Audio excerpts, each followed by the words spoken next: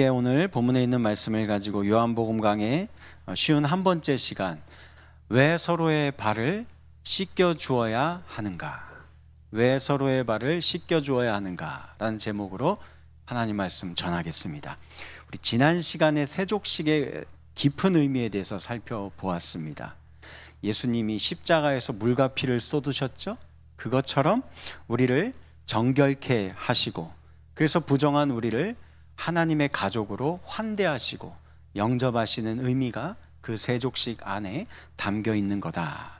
그래서 그동안 우리 내 인생, 내 마음대로 걸어왔던 인생의 족적을, 때로는 상처 입고 더럽혀진 우리의 인생의 발을 깨끗게 하시고 이젠 주님이 함께 걸어가 주시는 그 의미로 우리에게 세족식을 행해 주시는 것이다 라고 말씀을 드렸어요. 그리고 나서 예수님이 이제 제자들에게 이렇게 이야기하세요. 15절 같이 읽습니다. 시작. 내가 너희에게 행한 것 같이 너희도 행하게 하려 하여 본을 보인 거다. 무슨 말입니까? 너희도 행하게 하려고 내가 먼저 너희에게 행했다라고 이야기하고 계세요. 이거 깊이 한번 생각해 볼까요? 이게 될 것 같아요, 여러분들? 우리도 예수님처럼 그 십자가에서 물과 피를 다 쏟듯이 온전히 내가 아닌 남을 위하여 그렇게 온전한 사랑과 희생과 섬김을, 그게 발을 씻는 거예요. 누구든지 환대해 주는 거예요. 예수의 이름으로 환대해 주는 겁니다. 이게 가능하겠어요? 될 것 같아요? 이런 삶을 살 수 있을까요? 다른 이들의 허물과 수치와 아픔을 다 품어주고 이해해주고 용서해주고 사랑해주고 환대하는 삶을 살라라고 이야기하는데, 그런 삶이 우리가 과연 가능할까? 아니, 솔직히 내가 나 자신을 돌아보면 나는 여전히 내 인생의 발걸음은요, 내 유익이 최우선순위입니다. 내 인생의 족적이 어떻게 하면 더 편해질 수 있을까? 더 안락한 삶을 누릴 수 있을까? 요걸 위해서 타인을 이용할 뿐이고, 심지어는 우리가 예수님도 이용하면서 그냥 내 인생의 발걸음을 살아가고 있는 게 우리의 인생의 현주소 아닙니까? 그런데 어떻게 우리가 이걸 살아갈 수 있을까? 예전에 핸드폰, 전화기도 잘 없던 때에는 이제 가족 간에 연락할 때 특히 부모님한테는 편지를 썼어요. 편지를 쓸 때 보면은 이제 부모님에게 나를 이제 내가 썼다라는 걸 알 때 그냥 장제역 드림 이런 식으로 안 합니다. 옛날 어른들은 앞에 내 이름 앞에 뭘 붙여요. 뭘 붙일까요? 불초. 불초라는 말을 붙이는 겁니다. 뭐냐면 초자가 닮지 않았다라는 거예요. 부모님의 이 덕스러움과 이 멋진 삶을 제가 자식된 도리로서 닮았어야 되는데 그러지 못한 못난 아들이라는 뜻인 겁니다. 그래서 오늘 우리가 잘 생각해 보면 우리 늘 예수 닮기를 원하잖아요. 예수님이 발을 씻겨준 것처럼 우리도 다른 이들의 발을 씻겨주는 삶을 사는 거 예수님이 그렇게 말씀하세요. 그래, 우리도 그렇게 살아야지 하고 머리로는 끄떡여지는데 실제 우리의 삶을 보면 불초신자처럼 생각이 되어져요. 예수님 하나도 닮지 못하고 있는 늘 죄송한 마음입니다.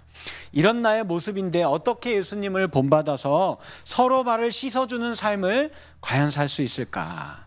어떻게 예수님처럼 자신의 물과 피도 다 쏟아오면서 전폭적인 헌신과 사랑을 실천할 수 있을까? 아니, 그 예수님 당시 여기도 보면 예수님이 친히 발 닦아준 제자들도 봐봐요.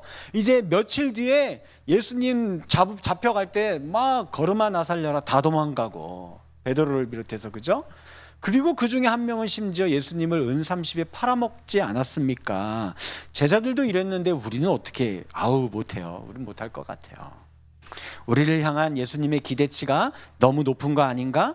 예수님께서 자신을 본받아 행하며 서로 발을 씻어주라라는 요 말씀, 이게 이념으로는 이해가 되는데 실제 우리의 삶에서 과연 가능한 걸까? 이거 도대체 왜 이 이야기를 하고 계시는 걸까? 어떻게 우리가 이 말씀을 이해하고 행할 수 있을까? 되게 궁금하시죠?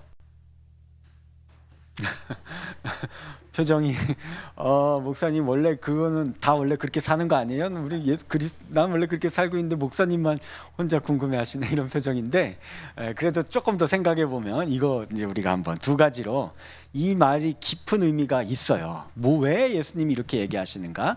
두 가지 내용 같이 한번 생각해 보겠습니다. 한번 같이 읽어볼까요? 먼저 첫 번째 우리 같이 읽습니다. 시작. 우리는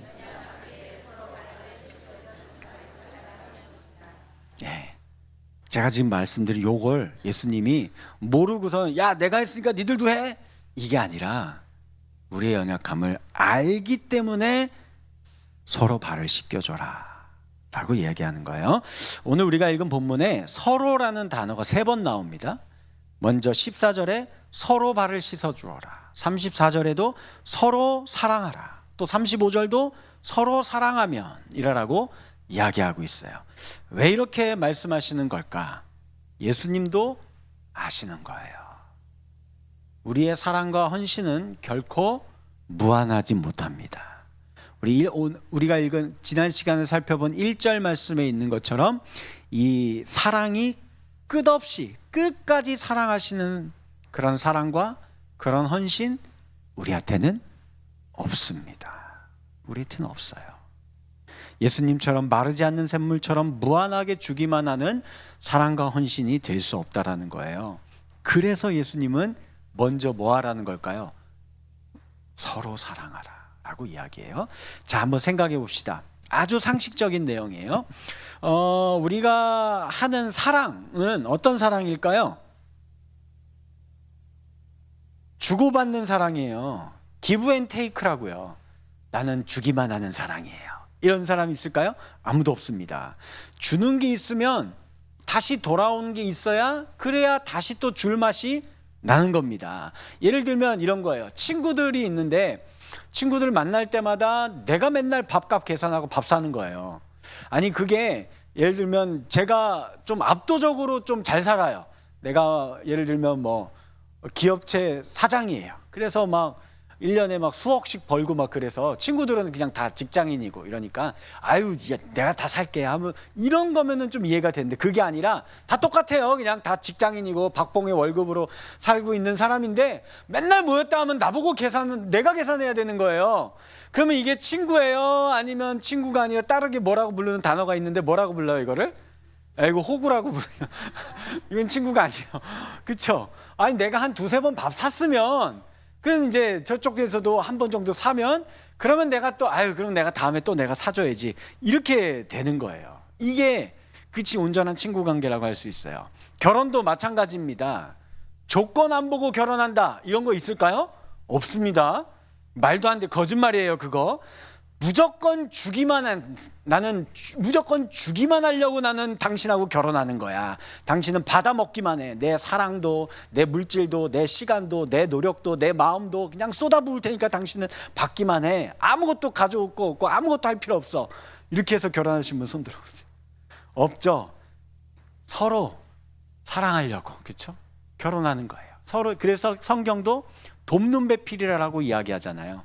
서로가 서로에게 도움이 되기 위해서 서로 사랑하려고 결혼을 하는 겁니다.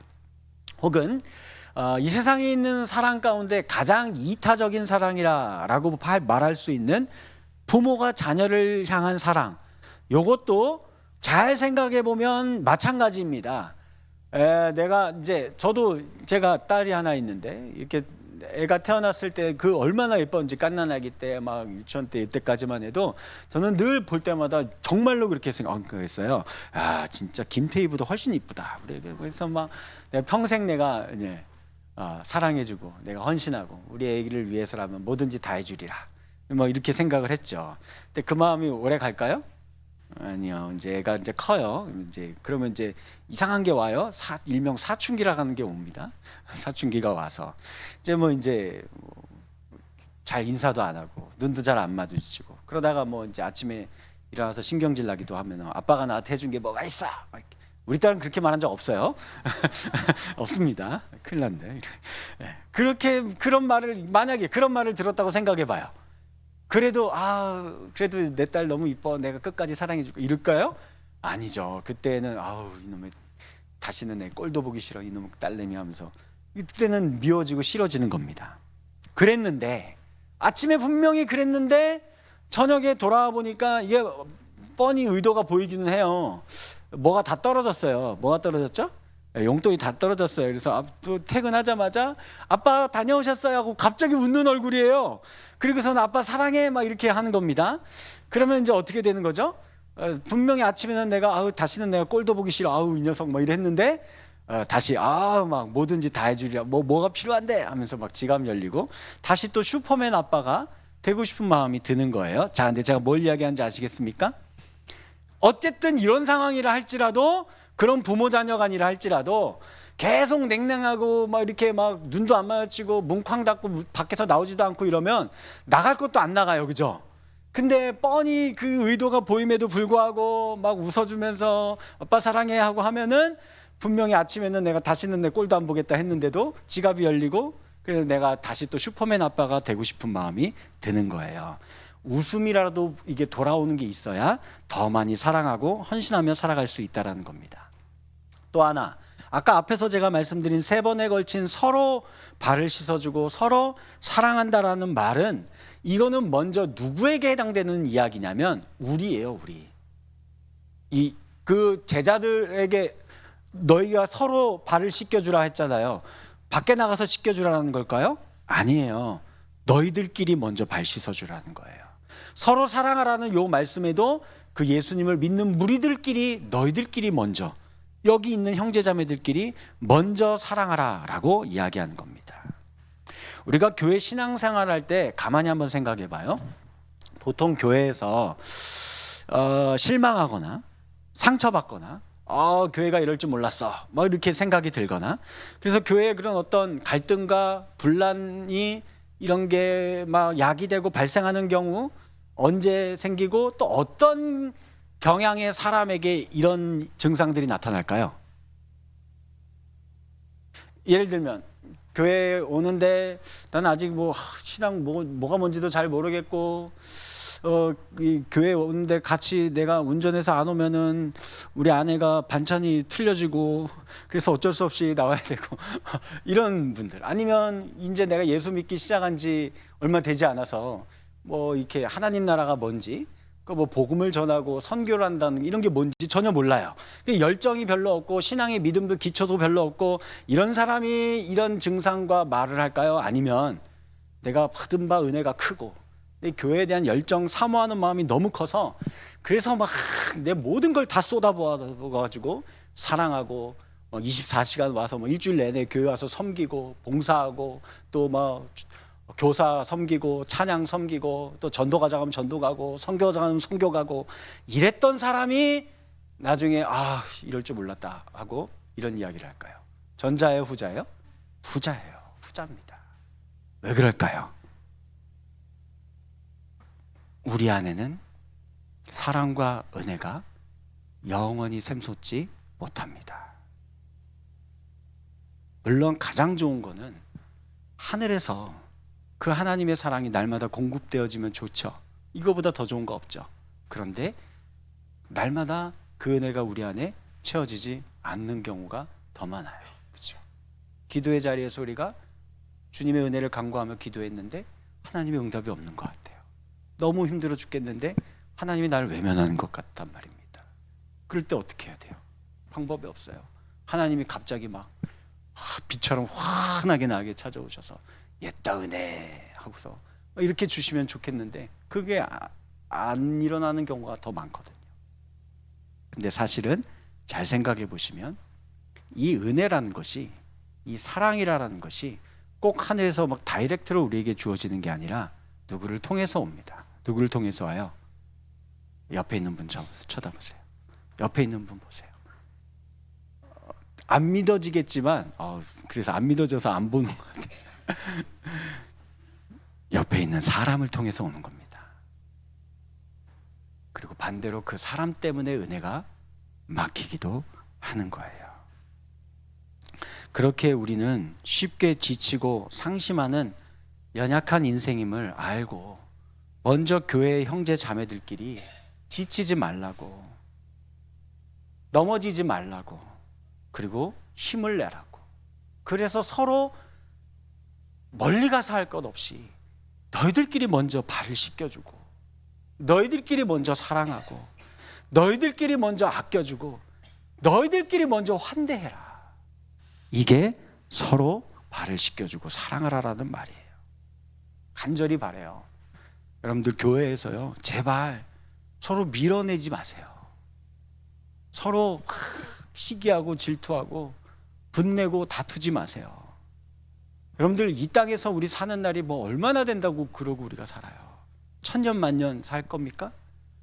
천년 산다고 하면 좀 그래도 될 것 같기는 한데, 천년 동안이나 막 봐야 되면 그건 너무 힘들 것 같아요.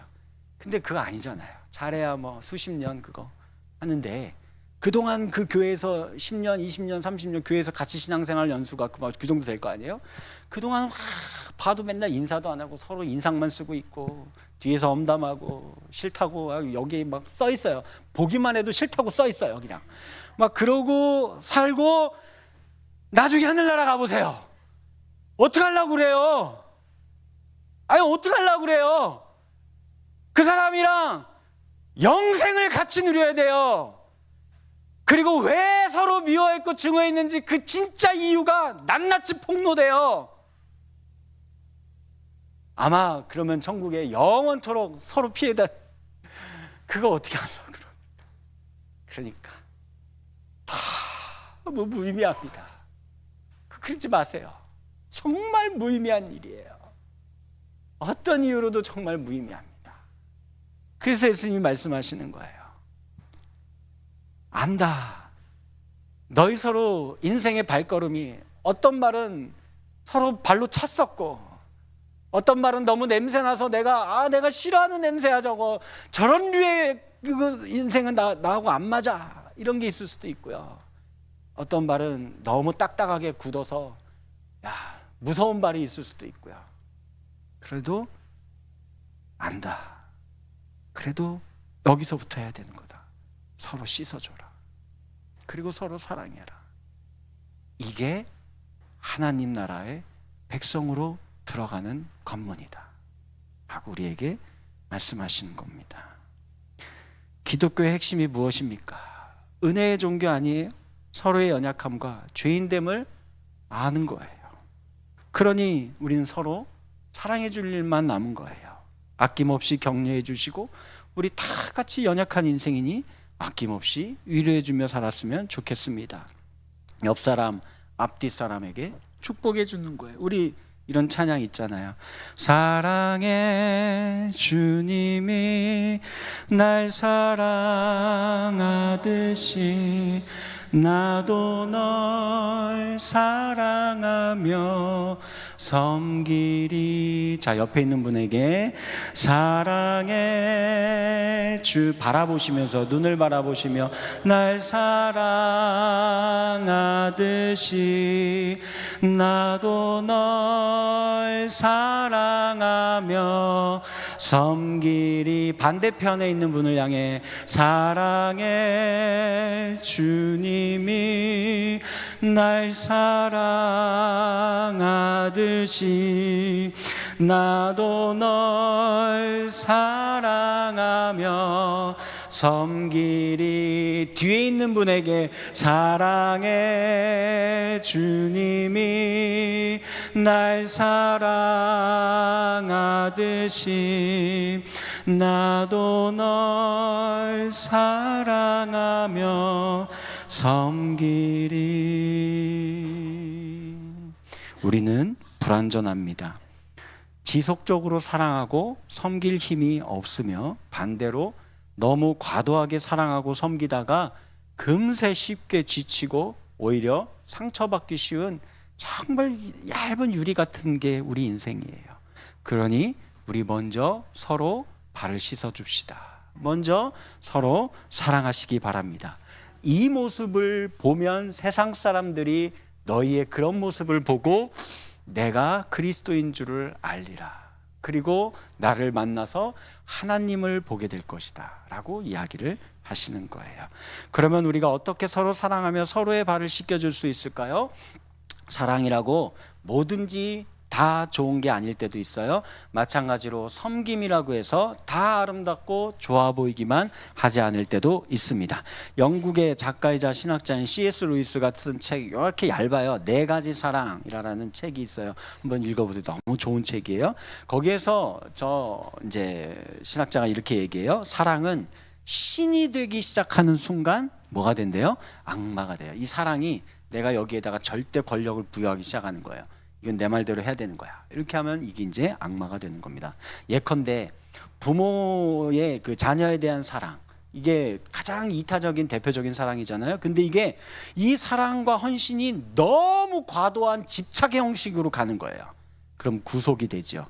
예를 들면 한국에 이런 일들 있잖아요. 5살 때부터 이미 영어 유치원 다니고 피아노 다니고 태권도 다니고 수학과에 시작합니다. 그리고 초등학교 입학하기 전에 청담동에서 입시 컨설턴트를 만나요. 그래서 이 아이에게 쫙 브리핑을 하는 거예요. 너 초등학교 들어가부터 이거 해야 되고 저거 해야 되고 저렇게 하고 이렇게 해야 너 스카이 대학 간다. 그렇게 이제 하는. 그러니 친구 만날 시간 없어요. 식단도 영양식단 짜서 그대로 먹고 몸 관리해야 되는 겁니다. 이 아이의 소원은 뭐예요? 친구들이랑 마라탕 먹고 노래방 가서 1시간 노래 부르고 신나게 노는 건데 그거 못해요. 4당 오락이라고 해서 하루에 4시간 이상 자면은 서울대 못 가고 떨어진다고 하니까 참 안 재우는 거예요.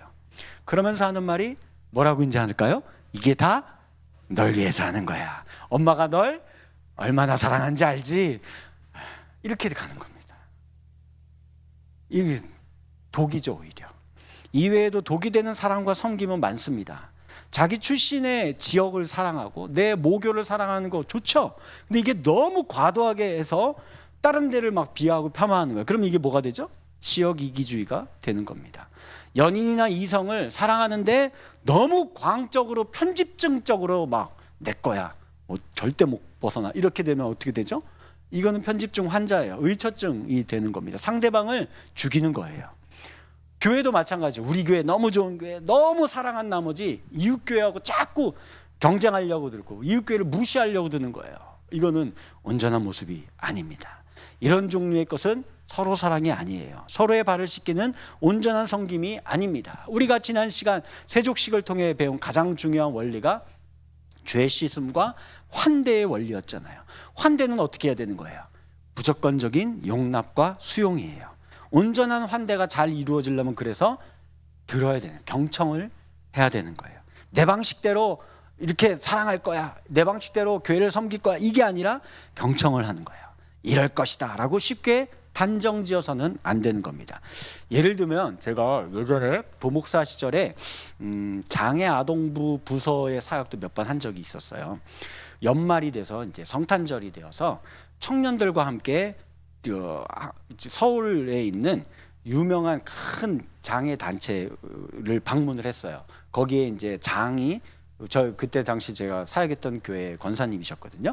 그래서 이제 가서 프로그램 예배드리고 프로그램도 하고 제일 중요한 마지막 프로그램이 하나 딱 남았어요. 그게 뭐냐면 쉽지 않은 건데 이 장애 학생들을 데리고 외부에 나가서 중국집 가서 짜장면과 탕수육을 먹는 거예요. 이거 쉽지 않아요. 여기는 지체장애들도 많이 있고 시각장애인 분들도 많이 계시기 때문에 그래요. 제가 그래서 시각장애인 분 중에 한 명이 중년의 남성을 담당하게 됐습니다. 그래서 그를 데리고 이제 가야 되는 거였어요.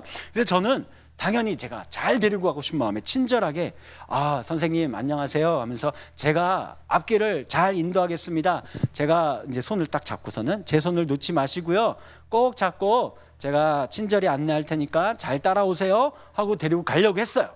그 모습을 보고 옆에 있었던 기관 선생님이 깜짝 놀라면서 목사님 그러면 안 돼요, 그게 뭐 하는 거예요, 절대 그러시면 안 됩니다 하는 거, 호통을 치시는 거예요. 왜 그랬을까요? 제 생각에는 제가 이렇게 잘 잡고 친절히 이렇게 제가 앞장서서 이렇게 데리고 가면 될 줄 알았는데 반대로 뒤집어서 생각해 봤어요. 눈이 보이지도 않는 분이에요. 생전 처음 보는 인간이 나한테 와요. 내 손을 덥석 잡더니 어디로 가자고 해요. 이거 어떻게 될 것 같아요? 공포입니다. 이거 공포예요. 안 되는 거예요. 그래서 그렇게 하는 게 아니고 눈 안 보인다고 이분들이 길을 모르지 않습니다. 그러니까 목사님이 팔을, 오른팔이나 왼팔을 이렇게 내미시면 그분들이 그 팔을 자기가 잡을 거예요. 그리고 그 이제 지팡이 있잖아요. 이걸로 이렇게 하면서 그분이 앞장서 가게 하셔야 됩니다. 그러면서 우리 목사님은 옆에서 도와드리기만 하면 돼요. 가는데 혹시 장애물이 있으면 선생님 앞에 장애물이 있습니다. 선생님 우리 오른쪽으로 가야 합니다. 혹은 횡단보도에 이제 거의 다 왔습니다. 이렇게 이야기만 해주시면 됩니다. 스스로 그분들이 가게 하는 게 도와드리는 겁니다 라고 이야기를 하는 거예요. 그래서 제가 이제 그걸 듣고 많이 깨달았어요. 어쩌면 우리가 교회에서 신앙생활 한다라는 게, 서로를 사랑한다라는 게, 서로의 발을 씻어준다라는 게 이런 게 아닐까. 그래서 우리 오늘부터 우리 수원구색 평강교회도 우리 교회 형제자매들의 걸어온 인생의 족적을 내가 안다고, 다 안다고 아는 척하는 게 아니라 그저 그냥 팔 하나 내밀면서 혹시 힘들면 내 손을 잡아도 돼요. 그리고 내가 옆에서 기도해 줄게요. 도와드릴게요. 하는 거죠. 경청하면서 잘 들어야 돼요. 근데 우리는 그걸 안 하고서는 이렇게 있으면은 이건 이렇게 해야 되고 저건 저렇게 해야 돼. 자, 일로 와. 이렇게 가야 돼. 하면서 내 말 듣고 이렇게 해야 돼. 이거 하는 거예요. 이거 누가 제일 많이 해요? 저기 있잖아요. 화면에 나온 저 인간. 이거 제일 많이 하는 게 저 인간이잖아요. 이거 아니구나. 얼마나 많이 깨달았는지, 얼마나 많이 회개하게 되었는지 모릅니다. 우리 연약한 인생임을 알고 이 서로 발을 씻어주고 서로 사랑하라는 말의 의미를 다시 한번 생각해 볼 수 있는 저와 여러분들이 되어서 서로가 우리 옆에 있는 분들, 믿음의 형제 자매들이 인생의 길에 도우미가 되어줄 수 있는 우리 수원구색 평강교회가 되어지기를 주님의 이름으로 간절히 축원합니다. 우리 두 번째, 우리 또 같이 한번 읽어봅니다. 둘째, 시작. 서로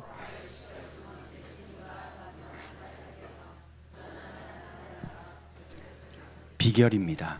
우리가 그렇게 서로의 발을 씻겨주는 사역이요, 예수님이 이 땅에 오셔서 3년간 하셨던 공생의 사역과 똑같은 거예요. 다르지 않습니다. 그리고 그 사역이 바로 온전한 하나님 나라의 공동체로 세상 가운데 영광의 빛을 드러내는 유일한 비결 중에 하나입니다. 자, 봅시다. 예수님은 주님과 선생님이라는, 주님이라는 말 우리는 그냥 일상용어처럼 주님 하는데 그 의미보다는 나의 주인님인 거예요. 나는 종인 거예요. 그렇죠? 옛날 고대 사회의 주인과 종의 관계인 거예요. 주님과 선생님, 이 선생님도 그냥 지금 있는 학교 선생님이 아니에요. 내 인생의 유일한 길을 가르쳐 줄 수 있는 유일한 키를 갖고 계신 분이라는 겁니다. 이 선생님이라는 권위를 갖고 계세요. 그에 비해 제자들은 말 그대로 예수님의 종이에요. 그리고 예수님에게 배우는 제자들에 불과합니다. 그런데 이런 제자들이 서로 발을 씻길 때 놀라운 신분 상승의 효과가 나타납니다. 15절 말씀 같이 한번 또 다시 볼까요? 15절 시작. 내가 너희에게, 여기 문법 구조가 내가와 너희가 동등함이에요. 동등한 평행의 방식으로 성립이 되어 있고, 행하다가 두 개 나왔어요. 내가 행하는 것과 너희가 행하는 것, 두 개의 행하다의 동사도 똑같아요. 동일한 행함이다라는 표현이고 의미예요. 저 말씀 자체가. 그러니까 제자들이 서로 발을 씻기는 섬김의 사역은 크고 작음이 없다는 거예요. 예수님이 하는 사역과 똑같다라는 거예요. 다르지 않아요. 똑같아요. 그냥 내가 내 옆에 있는 사람 혹은 내 가족 한 명을 그렇게 섬기고 사랑하고 한 번 더 이해해주고 감싸주는 그 사역이 예수님이 이 땅에 오셔서 했었던 사역과 똑같은 거라는 거예요. 한번 생각해 봐요. 예수님이 이 땅에 와서 무슨 사역했어요? 아니, 물론 기적도 행하겠지만 기적이 중요한 게 아니잖아요. 그것들을 통해서 예수님은 그렇게 힘들어하는, 어려워하는 그 소외당한 우리의 가족과 우리의 이웃들을 섬기고 사랑해주는 사역을 했다라는 겁니다. 모두가 동일한 하나님의 사역이라는 거예요. 또 우리 예수님의 비유의 말씀 가운데 보면 이런 말씀이 있죠. 마태복음 25장 40절 말씀 보면 이런 이야기 있어요. 같이 읽어봅니다. 시작. 너희가 여기 내 형제 중에 지극히 작은 자 하나에게 한 것이 곧 내게 한 것이니라 하시고. 자, 이 말씀 어떤 배경에서 나온 말씀이죠? 배고픈 사람이 있어요. 그에게 먹을 걸 주고 목마른 자에게 마실 걸 주고 나그네가 있으면 지나가는 나그네를 우리 집에 와서 쉬세요 하고 옷 입은 게 없어서 헐벗은 자가 있으면 내 옷을 벗어서 그에게 주고 그리고 병에 걸려 있는 사람이 있으면 가서 위문가과 옥에 갇힌 사람이 있으면 가서 위로해주고 이런 일들을 했어요. 이게 누구에게 한 일이래요? 임금님에게 한 일이래요. 그 임금님은 누구예요? 하나님의 일. 이런 우리가 발 씻어주는 요 서로 사랑하는 이 사역을 하는 게 곧 하나님의 사역과 똑같다라고 이야기를 하는 겁니다. 그러니 우리가 먼저 서로의 연약함과 아픔을 돌아보며 섬기며 사랑하는 삶을 사는 것이 예수님께서 제자들의 발을 씻겨주신 사역과 동일한 하나님의 사역. 하나님이 요걸 하라고 예수님을 이 땅에 보내셨죠. 그리고 예수님도 똑같이 우리를 이거 하라고 이 세상에 보내는 거예요. 그러니 하나님이 예수님을 보낸 사역과 예수님이 우리를 보낸 사역이 똑같은 사역이라는 거예요. 오늘 보면 20절 말씀입니다. 같이 읽습니다.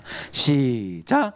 내가 진실로 진실로 너에게 이르노니 내가 보낸 자를 영접하는 자는 나를 영접하는 것이요 나를 영접하는 자는 나를 보내신 이를 영접하는 것이니라. 아멘. 옛날에 사극 같은 데 보면 임금이 칙령을 하나 내려요. 그래서 이제 그거를 칙서를 받아들고 영의정 대감 댁에 가요. 들어가 뭐 권세자의 집안이죠. 그래도 들어갈 때 문 발로 빵 차고 들어갑니다. 하면서 딱 들어가면서 뭐라고 하죠? 어명이요 하면 어떻게 돼요? 뭐 영의정이고 자의정이고 뭐 어떤 뭐 지체 높은 대감이고 할 거 없습니다. 전부 버선발로 뛰어나와서 그 앞에 엎드리면서 성은이 망극하옵니다 하고 딱 이렇게 해야 되는 거예요. 그죠? 왜 그러는 거죠? 그 받았기 때문에 그래요. 그렇죠? 그 사자가 그 권한을 임명받았기 때문에 그렇습니다. 마찬가지예요. 우리가 언제 하나님의 영광을 드러내며 주의 빛을 발하는 이런 위대한 사명을 감당하는 인생이 될 수 있는 걸까? 언제 가능하다라는 거예요? 뭘 할 때 가능하다라는 거예요? 우리가 막 선교지 가서 선교하는 거, 막 전도하고 막 부흥 시켜놓고 막 건물 높이 올리고 이렇게 하는 거 아니에요. 내 옆에 있는 한 사람, 그 옆에 있는 발을 씻어줄 때, 내 옆에 있는 그 한 사람, 용서가 안 되는 사람, 그 이해가 안 되는 그 한 사람을 이제 내가 먼저 사랑하기 시작할 때, 그때가 세상 사람들이 봐도 야, 진짜 아름다운 교회다, 빛을 낸 바라는 교회다 라고 말하는 거예요. 왜 세상이 교회를 향하여서 욕하는 줄 아세요? 우리가 세상 사람들에게 가서 당신의 발을 씻어주겠습니다 할 때 그들이 뭐라고 할까요?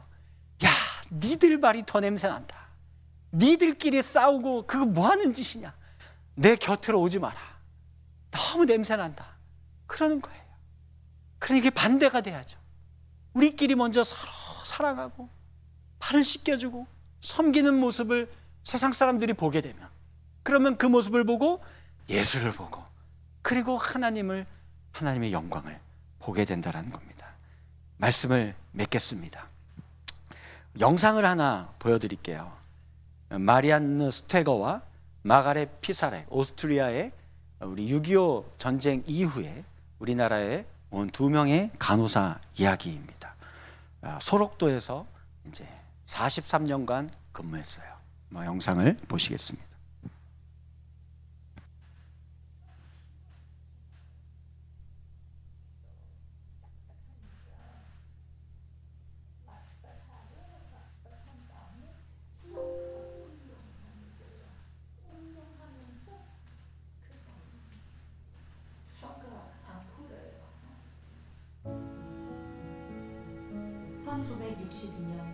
꽃다운 20대 소록도를 찾은 오스트리아 간호사 마리안과 마가렛. 들꽃 같은 한센인들의 상처와 깊은 아픔을 어루만진 두 사람. 누군가는 그들을 파란 눈의 천사라고 불렀다.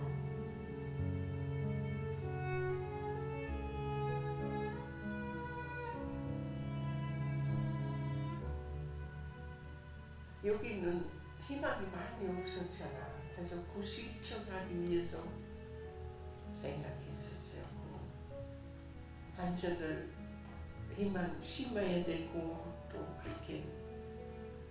까차 그렇게 힘만 안에 믿음 안에 살아야 된다. 작은 사슴을 닮았다 하여 소록도라 불리는 아름다운 이 섬. 하지만 이 작은 섬은 세상 사람들은 짐작하기 어려운 깊은 상처를 간직하고 있다. 강제 수용된 한센인들은 성취하는 몸으로 중노동에 시달렸고 유전병이라 하여 단종 수술까지 자행되었다. 60년대 당시엔 전염의 공포가 매우 컸다. 그래서 한센인들은 그들이 낳은 자식들과 함께 살 수 없었다. 가장 비극적인 장소는 이곳 수탄장이었다. 보육소에 아이들을 맡긴 후 이렇게 멀리 떨어져 눈으로만 혈육을 만나야 했다. 바람이라도 부는 날에는 병균이 옮아갈까 두려워 아이들은 언제나 바람을 등지는 쪽에 세웠다. 마리안느는 기꺼이 한센인 자녀들의 엄마가 되어주었다. 밥을 해주고 옷을 갈아입히고 잠들기까지 사랑을 나누어 주었다. 그때만 해도 그렇게 정말 우리가 인정을 못 받았어요. 인간 야 밖에 진찰해도 장갑 끼고 간호사들도 의사들도 그런 식으로 진찰을 받고 그러는데 이 양반들은 그 상처가 있는 상처에도 왼손으로 그 코를 막 그 상처에다 냄새를 맡아요. 간호는 환자 앞에 있어야 간호지. 간호사들이 맨날 그 이렇게 차트 정리하고 뭐 이렇게 의사 처방 받고 이런 데 시간을 많이 하면 간호가 아니라고. 손과 발이 부지런해야지 간호지, 머리만 잘 회전시키면 간호가 아니라고. 월급을 받지 않는 자원봉사자 신분으로 43년간을 소록도에서 살아온 마리안느와 마가렛. 자신들은 특별히 한 것이 없다며 아무도 모르게 편지 한 장만을 남기고 그렇게 떠났다. 사랑하는 친구 우리들에게 이 편지 쓰는 것은 저에게 아주 어렵게 있었습니다. 우리는 부족한 외국인으로서 큰 사랑과 존경을 받아서 대단히 감사드립니다. 감사하는 마음으로 마음을 다합니다.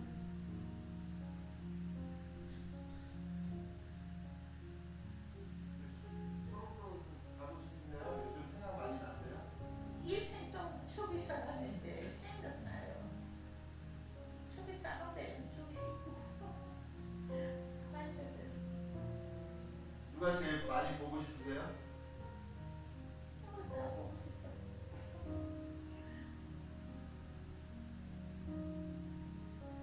다들 좋아했어. 최근의 일은 기억하지 못했지만 소록도에서의 일들은 또렷이 기억해냈다. 지났어. 서럽기 시대 이제 지났어. 행복히 있게 살았어요. 속에서 아주 좋았어. 마리안느와 마가렛은 가장 외롭고 가장 고통스러운 이들과 함께하고 싶었다. 그들에게 사랑을 주고 사랑을 받는 것, 그것이 그들에게는 가장 큰 행복이었다.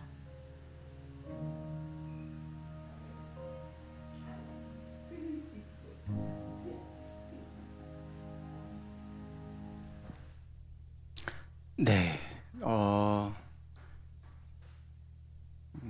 저분들은 그러니까 자원봉사자 신분이셨어요. 그래서 뭐 사례비 받는 거 없고 무려 43년 동안 소록도에서 계셨는데 그것도 거의 한 매년 본국에 가셔야만 했어요.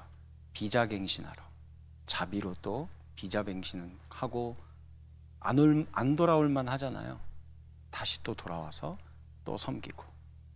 저 안에서 그 소록도 안에서 그 이제 한센병뿐만이 아니라 백혈병 환자들도 발생을 하고 여러 가지 합병증 증상도 나타나면 그 안에서도 또 서로 막 이렇게 갈라지고 싸웁니다. 그랬다고 해요. 그런데 저 두 분이 그렇게 안 하셔도 된다고 하면서 직접 그 사람들 하나하나 다 고름을 짜주고 닦아주고 같이 식사하고 하면서 그렇게 하나님의 사랑을 전하며 살아가셨죠. 이것이 우리가 해야 할 모습이라고 생각합니다. 오늘 우리의 교회에서부터 이렇게 아마도 저 둘이 그러니까 그렇게 하시고 43년 뒤에 암이 발병하셨다고 해요. 그래서 이제 고국으로 돌아가서 지금 이제 여생을 마무리하고 계신다라고 합니다. 우리 수원고색 평강교회가 우리 서로 연약하지만 하나님의 사랑으로 이렇게 내 옆에 있는 한 사람 함께 섬기며 사랑하며 세우며 살아갈 수 있는 주님의 몸된 교회가 되기를 주님의 이름으로 간절히 축원합니다. 우리 함께 찬양하고 기도할게요. 주 안에 우리 하나입니다. 모습은 달라도 예수님 우리의 발을 씻어주신 그 예수님 한 분만을 바랍니다. 함께 찬양하겠습니다.